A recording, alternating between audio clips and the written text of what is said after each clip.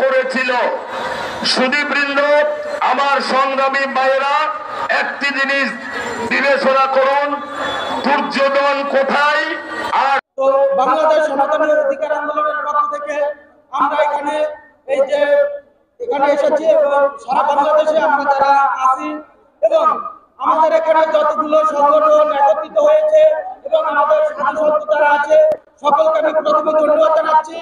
আমি বলতে চাই, আমরা এখানে এসেছি শুধু এইখানেই নয়, সারা বাংলাদেশের প্রত্যেকটা আনাচে কানাচে বাংলাদেশের সকল সনাতনী আজকে জাগ্রত হয়েছে।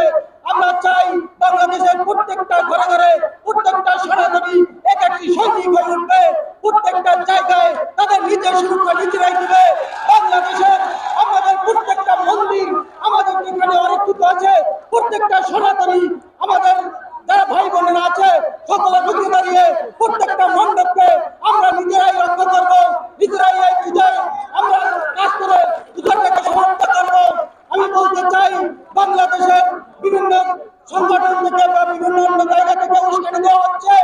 আমরা বলতে চাই, বাংলাদেশের এই জনগণ, বাংলাদেশের হিন্দুরা আজকের বাংলাদেশের এই ঢাকায় অবস্থান করছে, সারা বাংলাদেশে একদিন রুখে দাঁড়াবে এবং আমাদের 8 দফা দাবি যতদিন পর্যন্ত সরকার পক্ষ থেকে মেনে না নেবে এবং সেটা বাস্তবায়ন না হবে ততদিন পর্যন্ত বাংলাদেশের সংখ্যালঘুরা আর ঘরে ফিরে থাকবে না, ঘরে যাবে না। আমি চাই বাংলাদেশের প্রত্যেকটা অঞ্চলে এর চেয়ে বড় বড় প্রোগ্রাম হবে। আপনারা একের পর এক প্রোগ্রাম করে সকলকে জানিয়ে দিন যে বাংলাদেশের সংখ্যালঘুরা, বাংলাদেশের হিন্দুরা আর ঘরে বসে থাকবে না এবং 8 দফা দাবি বাস্তবায়ন না হওয়া পর্যন্ত আমরা এখন আর ঘরে ফিরে যাবো না। আমি চাই যে শুধু এইটা নয়, বাংলাদেশের প্রত্যেকটা জায়গায় যাতে আমাদের সংখ্যালঘুদের, আমাদের হিন্দুদের যাতে জায়গাটা অবস্থানটা যাতে সেইভাবে হয়, হিন্দু নির্যাতন যাতে বন্ধ হয়, এই দিকে সরকারকে নজর রাখতে বলছি। আপনারা সেইভাবে নজর রেখে আমাদের সংখ্যালঘুদের সুরক্ষার কথা ভাবুন। নমস্কার সকলকে, উপস্থিত যারা আছেন। এই যে ব্রিটিশ আমলের পর থেকে তথা স্বাধীনতার পর থেকে যে সনাতন সংখ্যালঘু সম্প্রদায়ের উপর যে অত্যাচার, নির্যাতন, লুণ্ঠন চলছে এবং বিগত 5ই আগস্ট সরকার পতনের পর সারা বাংলাদেশে যেভাবে সংখ্যালঘুদের বাড়ি ঘর, দোকানপাট, ব্যবসা বাণিজ্য, মন্দির ভাঙচুর, লুটপাট, অগ্নিসংযোগ, মেয়েদের বাড়ি থেকে তুলে নেওয়া, 7 দিনের আলটিমেটাম দেওয়া হচ্ছে বাংলাদেশ থেকে চলে যাওয়ার জন্য। কি হচ্ছে বাংলাদেশে? এ দেশটা কি কাল বাপের? এ দেশটা আমাদের, এ দেশটা সবাই, এদেশে জন্মগ্রহণ করেছি, এদেশেই বাঁচবো, মরতে হয় বাঁচতে হয় এদেশেই বাঁচবো। আমরা কি দাবি করেছি? বেশি দাবি করি নেই, আমাদের মাত্র 8টা দাবি। কি দাবি?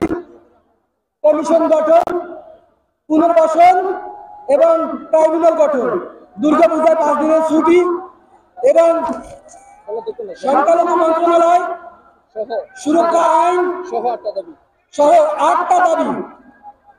আমরা এই 8টা দাবি জানিয়েছি, আমরা তো বেশি কিছু জানাইনি। মন্ত্রণালয় আপনি যে কোনো সময় গঠন করতে পারেন, নির্বাহী আদেশ। আমরা আগামী 8 তারিখ থেকে আমাদের দুর্গাপূজা শুরু, এটা যদি নির্বাহী আদেশে আমাদের ছুটিটা বন্ধ করেন, আজকে বিকেলে আপনারা নির্বাহী আমাদের পর থেকে লক্ষ্য উদ্দেশ্য একটাই, 8 দফা বাস্তবায়ন। তার বিকল্প আমাদের কিছু নেই, এটা চিরন্তন সত্য। কিন্তু 8 দফা বাস্তবায়নের পাশাপাশি সামনে আপনাদের একটি বিশাল উৎসব, যেটি শারদীয় দুর্গাপূজা, সেটি নিয়ে আপনাদের পরিকল্পনা কি? আমি যদি প্রশ্ন করি যে সেটি নিয়ে আপনাদের চিন্তা ভাবনা কি? কারণ অশুভ শক্তি, আসুরিক শক্তি বসে আছে কালো থাবা নিয়ে আপনার মন্দিরে হামলা করার জন্য, আপনার পূজাকে নস্যাৎ করার জন্য। তাহলে সে অশুভ শক্তিকে আপনি কিভাবে দমন করবেন? আজকের এই সমাবেশে আপনারা প্রতিজ্ঞা করুন, এবারে দুর্গা পূজায় আমরা একটি মন্দিরে হামলা হতে দেব না।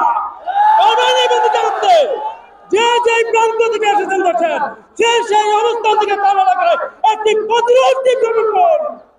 আপনি অসুরের বিরুদ্ধে অস্ত্র ধরবেন, মানুষের বিরুদ্ধে নয়। কারণ সনাতন মানবতার ধর্ম, আমরা মানবতাকে ভালোবাসি, সকল ধর্মকে শ্রদ্ধা করি, সকল ধর্মকে সম্মান করি। কিন্তু হিন্দুত্বে আমরা অনর এবং আপোষহীন, আমার ধর্ম রক্ষায় আমি আপোষহীন। তাহলে আসুন এখানে প্রতিজ্ঞা করি, আমরা আমাদের মন্দির রক্ষায় এবারে বোঝাই। আমরা বিক্ষোভ সমাবেশ, মশাল মিছিল, পতাকা মিছিল, এরপর আমরা আজকে গণসমাবেশ কর্মসূচি পালন করছি।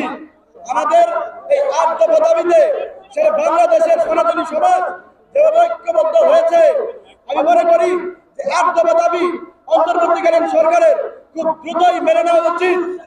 আজকে আমাদের এই মঞ্চ থেকে আমরা অন্তর্বর্তীকালীন সরকারের কাছে আবারও বার্তা দিতে চাই যে আপনারা আমাদের এই 8 দফা দাবি দ্রুত মেনে নিন এবং অবিলম্বে বাংলাদেশে যে চলমান হিন্দু নির্যাতন গুলো আছে সেগুলো বন্ধ করার ব্যবস্থা করুন। আপনারা দেখেছি যে মহালয়ার দিন থেকে প্রতিমা ভাঙচুরের মহোৎসব শুরু হয়ে গেছে। আমি আপনাদেরকে হুঁশিয়ার করে বলতে চাই যে আপনারা আমাদের এই প্রতিমাগুলো নিরাপত্তা দিন, আর নিরাপত্তা না দিতে পারলে আপনারা বলে দিন যে আপনারা নিরাপত্তা দিতে পারবেন না। কিন্তু এইভাবে আমাদের প্রতিমাগুলোকে অসুরক্ষিত রেখে আপনারা অনিরাপদ রেখে আমাদের এই প্রতিমা ভাঙচুর দেখতে আমাদের মনে বড় কষ্ট লাগে। তাই আমি অন্তর্বর্তীকালীন সরকার এবং আমাদের বাংলাদেশের প্রশাসন ভাইরা যারা আছেন সকলকে বলবো, আমাদের সামনের এই 8 দফা দাবি আদায়ের যে কর্মসূচি, এই 8 দফা দাবিটি আপনারা মেনে নিন এবং আমাদের এই সামনের যে দুর্গাপূজা আছে, এই দুর্গাপূজা আমাদের যে 5 দিনের ছুটি, এই 5 দিনের ছুটির দাবিটি আপনারা দ্রুত মেনে নিন। মেনে নিয়ে আপনারা প্রজ্ঞাপন জারি করুন। আর আমাদের যে দুর্গাপূজার নিরাপত্তার বিষয়টি নিয়ে আমরা বাংলাদেশের সনাতনী সম্প্রদায় উদ্বিগ্ন আছি। আপনাদের কাছে অনুরোধ, আপনারা আমাদের সর্বোচ্চ নিরাপত্তা দেবেন। আজকের এই কর্মসূচিতে দেশ এবং আমাদের এই ঢাকার ভিতর থেকে যারা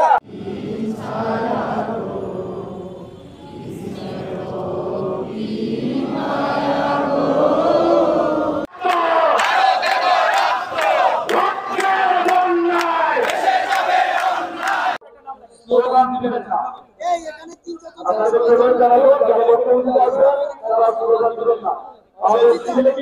স্লোগানের বাইরে আমরা ছাত্রদের স্লোগান বলে রেখেছি।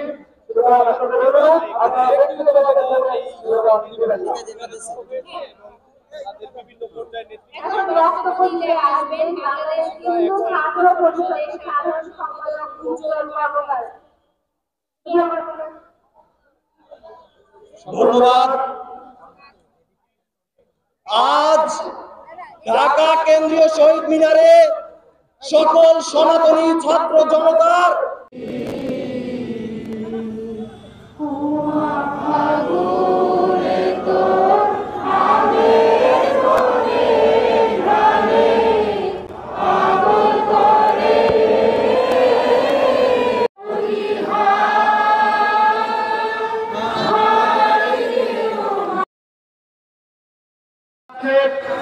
সকল সংগঠন এখানে বক্তব্য রাখার সুযোগ পাবেন। আমাদের ছোট ভাই রাজেশ ওদের এবং সম্পত্তি পুনরুদ্ধার হোক, সংরক্ষণ আইন প্রণয়ন এবং ভোটারদের সম্পত্তি প্রত্যাবর্তন আইন যথাযথ বাস্তবায়ন করতে হবে।